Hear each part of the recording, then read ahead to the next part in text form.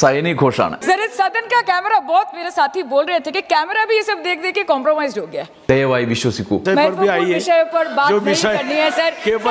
Sir parliamentary procedure. നീ എത്രയൊക്കെ വഞ്ചകനാണെങ്കിലും തല ഉയർത്തിപ്പിടിച്ച് നടന്നു പോകൂ. कि तू लाख बेवफा है मगर सर उठा के चल, दिल रो पड़ेगा तुझे पशेमान देखकर.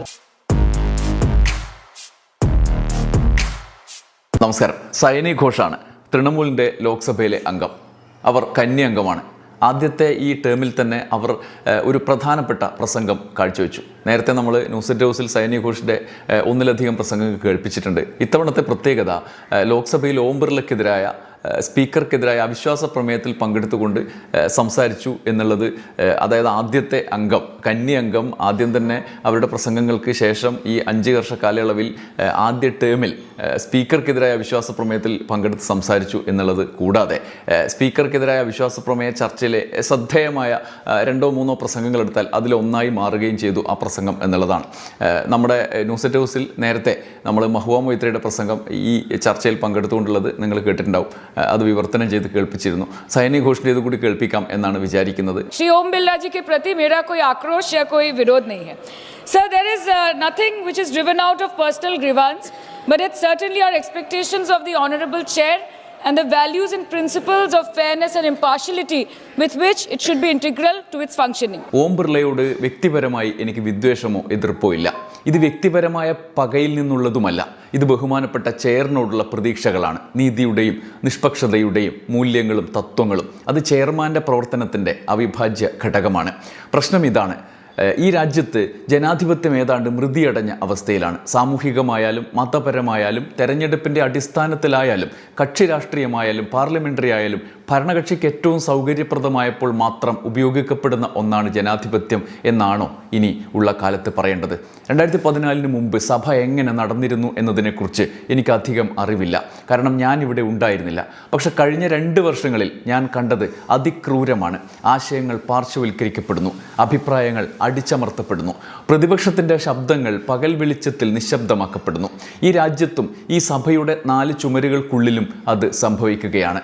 പ്രതിപക്ഷ MP-മാർക്ക് തങ്ങളുടെ അവകാശങ്ങൾക്കായി പോലും സഭയിൽ പോരടിക്കേണ്ടി വരുമ്പോൾ മറ്റുള്ളവരുടെ അവകാശങ്ങൾക്കായി നാം എങ്ങനെ പോരാടും സാർ?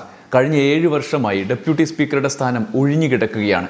എന്തുകൊണ്ടാണ്? നിങ്ങൾക്ക് പ്രതിപക്ഷ നിരയിൽ നിന്ന് ആരും ആ ചെയറിൽ ഇരിക്കുന്നത് ഇഷ്ടമല്ലാത്തത് കൊണ്ട്. पिछले 7 सालों से आपने डेप्यूटी स्पीकर का पोस्ट खाली रखा. क्यों? क्योंकि आप नहीं चाहते कि इस तरफ से कोई उठकर उस चेयर में बैठे.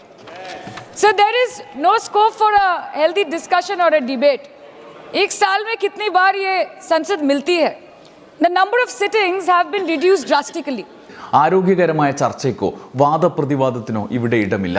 ഒരു വർഷത്തിൽ എത്ര തവണയാണ് ഈ പാർലമെൻറ്റ് യോഗം ചേരുന്നത്? സിറ്റിങ്ങിൻ്റെ എണ്ണം വൻതോതിൽ കുറഞ്ഞു. 2009-2014 കാലഘട്ടത്തിൽ 15ാം ലോക്സഭ 356 ദിവസം നിർത്തിവെച്ചു. വർഷം തോറും 61 ദിവസം. 2019-24 കാലഘട്ടത്തിൽ 5 വർഷത്തിൽ വെറും 274 ദിവസം. ശരാശരി 55 ദിവസം വർഷം തോറും. 52 മുതലുള്ള കണക്കെടുത്താൽ ഏറ്റവും ചുരുങ്ങിയ പൂർണ്ണ കാലാവധി മുന്നോട്ട് പോയ ലോക്സഭ. 2025 മൺസൂൺ സെഷനിൽ നിശ്ചയിച്ച 120 മണിക്കൂറിൽ ലോക്സഭയിൽ വെറും 37 മണിക്കൂറും രാജ്യസഭയിൽ 41 മണിക്കൂറും മാത്രമാണ് ചർച്ചകൾ നടന്നത്. പാർലമെൻറ്റ് നടത്താൻ ഓരോ മിനിറ്റും 2.5 ലക്ഷം രൂപ ചെലവാകുന്നു. ഈ 2014 മുതൽ 2024 വരെയുള്ള ശൈത്യകാല സെഷൻ വരെ ആകെ 2200 മിനിറ്റ്, 92 ദിവസം, 3300 കോടി നഷ്ടം. എന്തുകൊണ്ട്? കാരണം നിങ്ങൾ പ്രധാന വിഷയങ്ങളിൽ ചർച്ച ചെയ്യാൻ ഭയപ്പെടുന്നു എന്നുള്ളതാണ്. ഈ ചെയറിൻ്റെ ജോലിയാണ് സഭ നടത്തുന്നത് ഉറപ്പാക്കുക എന്നത്. പ്രതിപക്ഷത്തിൻ്റെ ജോലി ചോദ്യങ്ങൾ ഉയർത്തുക എന്നതാണ്. പ്രതിപക്ഷത്തിൻ്റെ ജോലി ഓരോ ചോദ്യത്തിനും ഉയർത്താൻ അതിന് ഭരണപക്ഷം ഉത്തരം നൽകും എന്നുള്ള ഇത് ഉറപ്പുവരുത്തുക എന്നുള്ളതാണ്. ഈ സഭ നടത്തുന്നത് ജനങ്ങളുടെ നികുതി പണം കൊണ്ടാണ് സാർ. പക്ഷെ വേദനയോടെ പറയുന്നു, സർക്കാർ ഈ രാജ്യത്തിൻ്റെ നയരൂപീകരണ പ്ലാറ്റ്ഫോമിനെ അവരുടെ പരസ്യ പോർട്ടലാക്കി മാറ്റിയിരിക്കുന്നു. खेद है कि सरकार ने इस देश के पॉलिसी मेकिंग प्लेटफॉर्म को अपना एडवर्टाइजमेंट पोर्टल बना दिया है. And they are manipulating this honorable chair to silence the opposition and this august house to blow their own whistle, and they are trying to murder parliamentary democracy by rendering institutions toothless. അവർ ഈ ബഹുമാന്യ ചെയറിനെ കൈകാര്യം ചെയ്ത് പ്രതിപക്ഷത്തെ മൗനമാക്കുകയാണ്. ഈ മഹത്തായ സഭയെ അവരുടെ പിറകിലുള്ളവർക്ക് വിസിലടയ്ക്കാൻ മാത്രമുള്ള വേദിയാക്കുകയാണ്. ഭരണഘടനാ സ്ഥാപനങ്ങളുടെ പല്ലു കുഴിച്ച് പാർലമെൻ്ററി ജനാധിപത്യത്തെ കൊല്ലാൻ നോക്കുകയാണ്. സർ, CAG റിപ്പോർട്ടുകൾ നിർത്തിയില്ലേ? 2015 51 റിപ്പോർട്ടുകളിൽ നിന്ന് 2023 വെറും 18 റിപ്പോർട്ടുകളായി കുറഞ്ഞു. പബ്ലിക് അക്കൗണ്ട്സ് കമ്മിറ്റിയുടെ ജോലി എന്താണ്? റിപ്പോർട്ടുകൾ തന്നെ ഇല്ലെങ്കിൽ, ടേബിൾ ചെയ്യില്ലെങ്കിൽ എങ്ങനെ പോകും? പരിശോധന എങ്ങനെ നടക്കും? രാജ്യത്തെ ജനങ്ങൾക്ക് കാര്യങ്ങൾ എങ്ങനെ അറിയാൻ കഴിയും? ഓരോ ഡിപ്പാർട്ട്മെൻറ്റിൽ നടക്കുന്ന അന്യായങ്ങൾ, പാഴ്ചെലവ്, അപര്യാപ്തമായ കരാർ മാനേജ്മെൻറ്റ്, മോശം പ്രൊജക്റ്റ് നടപ്പാക്കൽ, നിങ്ങൾ സുതാര്യതയുടെയും ഉത്തരവാദിത്വത്തിൻ്റെയും ആശയം പൂർണ്ണമായി ഇല്ലാതാക്കി. 2017 BJP സർക്കാർ 92 വർഷം പഴക്കമുള്ള സ്വതന്ത്ര റെയിൽവേ ബജറ്റ് യൂണിയൻ ബജറ്റുമായി ലയിപ്പിച്ചു. നമ്മുടെ ബഹുമാന്യായ മുഖ്യമന്ത്രി മമതാ ബാനർജി റെയിൽവേ മന്ത്രിയായിരുന്നപ്പോൾ റെയിൽവേ മേഖലയിൽ രാജ്യത്തിൻ്റെ ഏത് കോണിലും എന്ത് പ്രവർത്തനങ്ങൾ നടക്കുന്നുവെന്ന് എല്ലാവർക്കും അറിയാമായിരുന്നു. ഇന്ന് യൂണിയൻ ബജറ്റിൽ രാജ്യത്തെ 2030 കോടി ജനങ്ങൾ ദിവസവും ബന്ധപ്പെട്ടിരിക്കുന്ന റെയിൽവേയുടെ പേര് പോലും ഉണ്ടില്ല. രാത്രി 12 മണിക്കോ 1 മണിക്കോ ബില്ലുകൾ വരുന്നു. 12 മണിക്കൂറിനുള്ളിൽ വായിക്കാനും ഗവേഷണം നടത്താനും അവലോകനം ചെയ്യാനും സംസാരിക്കാനും എങ്ങനെയാണ് കഴിയുക? ഈ ബില്ലുകൾക്ക് വിശദാംശങ്ങളിലേക്കുള്ള ശ്രദ്ധ വേണം. അവ സമഗ്രമായി പഠിക്കപ്പെടണം. നമ്മൾ എന്ത് ചെയ്യും? എവിടെ പോകും? പകുതിയിലധികം ബില്ലുകളും ചർച്ച കൂടാതെ പാസ്സാകുന്നു. കഴിഞ്ഞ 10 വർഷത്തിൽ 67% ബജറ്റ് ഗില്ലറ്റിൻ ചെയ്തു. 2019-23 കാലഘട്ടത്തിൽ യൂണിയൻ ബജറ്റിൻ്റെ 18% ചർച്ച കൂടാതെ വോട്ട് ചെയ്തു. 23 മുഴുവൻ യൂണിയൻ ബജറ്റും 24-25 89% ബജറ്റും ചർച്ചയില്ലാതെയാണ് പാസ്സാക്കിയത്. ഒരു വർഷം ഇരുന്ന ശേഷമാണ് പ്രതിപക്ഷത്തിൻ്റെ സമ്മർദ്ദത്താൽ മണിപ്പൂരിൽ ചർച്ച നടത്താൻ നിർബന്ധിതരായത്.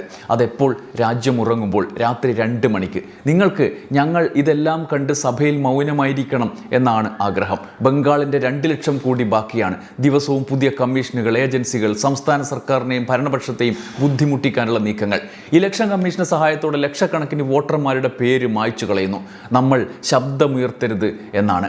SIR കാരണം രാജ്യമെമ്പാടും 150-ലധികം പേർ മരിച്ചു. BLOമാർ ആത്മഹത്യ ചെയ്തു. സാധാരണക്കാർക്ക് ഭയവും ആശങ്കയും കാരണം ഹൃദയാഘാതം ഉണ്ടാകുന്നു. 105 വയസ്സുള്ള വൃദ്ധയിൽ നിന്ന് വീൽ ചെയറിലിരിക്കുന്ന ഭിന്നശേഷിക്കാർ വരെ ഗർഭിണികളെ മണിക്കൂറുകളോളം ക്യൂവിൽ നിർത്തി. വോട്ടർമാരുടെ ഐഡന്റിറ്റി 100 വർഷമായി രാജ്യത്തെ വീടായും ഭൂമിയെ മാതാവായും കാണുന്ന എല്ലാ മതസമുദായങ്ങളുടെയും ആത്മാഭിമാനം പകൽ വെളിച്ചത്തിൽ ചവിട്ടി മെതിച്ചു. ഞങ്ങൾ പ്രതിഷേധിക്കരുത്, മൗനമായിരിക്കണം എന്നാണോ? പുറത്ത് പ്രതിഷേധിച്ചാൽ FIR, ED, CBI നടപടി. സഭയ്ക്കുള്ളിൽ പ്രതിഷേധിച്ചാൽ സസ്പെൻഷൻ. നമ്മുടെ സഹപ്രവർത്തകർ ഇപ്പോഴും പ്രധാന കവാടത്തിൽ പുറത്തിരിക്കുന്നു. സസ്പെൻഡ് ചെയ്യപ്പെട്ട് 2023 വിന്റർ സെഷനിൽ 141 പ്രതിപക്ഷ MPമാരെ ഒറ്റയടിക്ക് സസ്പെൻഡ് ചെയ്തു. അതിനുശേഷം ഭാരതീയ ന്യായ സംഹിത കൊണ്ടുവന്നു. പുതിയ ക്രിമിനൽ നിയമം, ക്രിമിനൽ കോടതി നടപടികൾ മാറ്റുന്നത്, സംസ്ഥാനങ്ങളുടെ നിയമവ്യവസ്ഥയെ നേരിട്ട് ബാധിക്കുന്നത്, ഇങ്ങനെ പലതും. സർ, പുറത്തും ബുൾഡോസർ ഓടിക്കും, സഭയ്ക്കുള്ളിലും ബുൾഡോസർ ഓടിക്കും. ഇങ്ങനെ നടക്കില്ല. ഇത് ഈ ശക്തിയുടെ ഉയരം ഈ നിമിഷത്തെ തമാശ മാത്രമാണ്. നിങ്ങൾ ഇരിക്കുന്ന കൊമ്പ് എപ്പോൾ വേണമെങ്കിലും പൊട്ടി താഴെ വീഴാം. അതിനാൽ സ്വപ്നങ്ങൾ കാണൂ, പക്ഷേ സ്വപ്നങ്ങളിൽ വീട് പണിത് താമസിക്കരുത്. സർ, ഇന്ന് 303-ലധികം MPമാർ നിങ്ങളുടേതായുണ്ട്.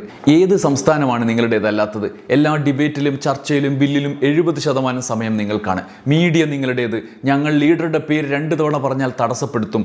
ട്രഷറി ബെഞ്ചുകാർ പാർട്ടി സ്ലോഗൻ വിളിച്ച് നേതാക്കളുടെ പേര് ജപിക്കുമ്പോൾ അത് അനുവദിച്ചു കൊടുക്കുകയും ചെയ്യും. സഭയുടെ ക്യാമറ, സഹപ്രവർത്തകർ പറഞ്ഞത് ക്യാമറ പോലും കോംപ്രമൈസ് ചെയ്തു എന്നാണ്. നമ്മുടെ സംസാരം അസഹനീയമായാൽ മൈക്ക് ഓട്ടോമാറ്റിക്കായി ഓഫ് ആകുന്നു. नेता मंत्रियों का नाम जपते हैं तो तब सब ठीक है सर, कोई प्रॉब्लम नहीं है. सर, इस सदन का कैमरा, बहुत मेरे साथी बोल रहे थे कि कैमरा भी ये सब देख देख के कॉम्प्रोमाइज हो गया है. बोलते हमें दिखाता आप लोगों को है. माइक जब हमारी बातें खलने लगे तो माइक ऑटोमेटिकली ऑफ हो जाती है. सर, ये पता है सबको. എല്ലാവർക്കും അറിയാം, രാജ്യം കാണുന്നുണ്ട്. പ്രതിപക്ഷം സംസാരിച്ചാൽ ദുഷ്പ്രചാരം. കൊലപാതകം ചെയ്താലും ഭരണപക്ഷം കൊലപാതകം ചെയ്താലും ചർച്ചയില്ല. പ്രതിപക്ഷ നേതാവിന് ഉപദേശകൻ ആരുമില്ല എന്ന് ഞങ്ങൾ അംഗീകരിക്കുന്നു. പക്ഷേ സ്പീക്കറെ പ്രധാനമന്ത്രിയുടെ ഉപദേശകനാക്കി സഭയിൽ വരുന്നത് തടഞ്ഞത് എന്തിനാണ്? സ്ത്രീ MPമാർ അപകടമുണ്ടാക്കും എന്ന് പറഞ്ഞത് എന്തിനാണ്? ഞങ്ങളെ രാജ്യത്തെ പൗരന്മാർക്ക് മുന്നിൽ ഭീകരരാക്കി. എന്നാൽ ഒറിജിനൽ ഭീകരർ സൈക്കിളിലോ കാൽനടയായോ കയറിപ്പോകുന്നു. നിങ്ങൾ തടയുന്നില്ല. ചൈനയുടെ അതിർത്തി ആക്രമണം തടയുന്നില്ല. എണ്ണ എവിടെ നിന്ന് വാങ്ങണം, എത്ര ദിവസത്തിനുള്ളിൽ, ആരോട് സൗഹൃദം, ആരോട് ശത്രുത്വം, മറ്റൊരു രാജ്യത്തിൻ്റെ പ്രസിഡന്റ് ട്വിറ്ററിൽ നിന്ന് ലെക്ചർ നൽകുന്നു, നിർദ്ദേശം നൽകുന്നു. നിങ്ങൾ തടയുന്നില്ല. പക്ഷേ MP-മാരെ തടയുന്നു.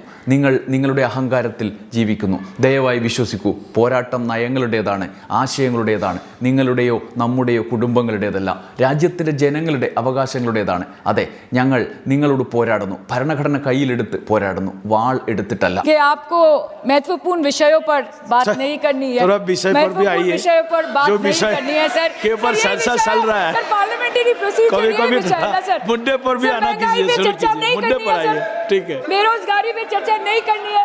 അവസാനമായി ഓം ബിർളാജിയോട് വ്യക്തിപരമായി എനിക്ക് എതിർപ്പില്ല എന്നത് ആവർത്തിക്കുന്നു. ആദ്യ തവണ MP ആയ എനിക്ക് ആദ്യ ടേമിൽ തന്നെ അദ്ദേഹത്തിനെതിരെ അവിശ്വാസ പ്രമേയം കൊണ്ടുവരേണ്ടി വന്നത് വിഷമമുണ്ടാക്കുന്നുണ്ട്. അദ്ദേഹത്തിൻ്റെ മുഖത്തെ ചിരി എന്നും നിലനിൽക്കട്ടെ. അതിൻ്റെ പശ്ചാത്തലത്തിൽ ഒരു കവിത പറഞ്ഞ് ഞാൻ അവസാനിപ്പിക്കാം. നീ എത്രയൊക്കെ വഞ്ചകനാണെങ്കിലും തല ഉയർത്തിപ്പിടിച്ച് നടന്നു പോകൂ. പിന്നീട് നിന്നെ പശ്ചാത്താപത്തോടെ കാണുമ്പോൾ എൻ്റെ ഹൃദയം സഹിക്കാനാവാതെ കരഞ്ഞു പോയേക്കാം എന്നാണ് സൈനി ഘോഷ് പറഞ്ഞ് അവസാനിപ്പിക്കുന്നത്. सदैव बरकरार रहे. और इसी संदर्भ में मैं एक शेर कह के अपनी बात खत्म करना चाहती हूँ कि तू लाख बेवफा है मगर सर उठा के चल, कि तू लाख बेवफा है मगर सर उठा के चल, दिल रो पड़ेगा तुझे पशेमान देखकर. Thank you so much. നന്ദി, നമസ്കാരം.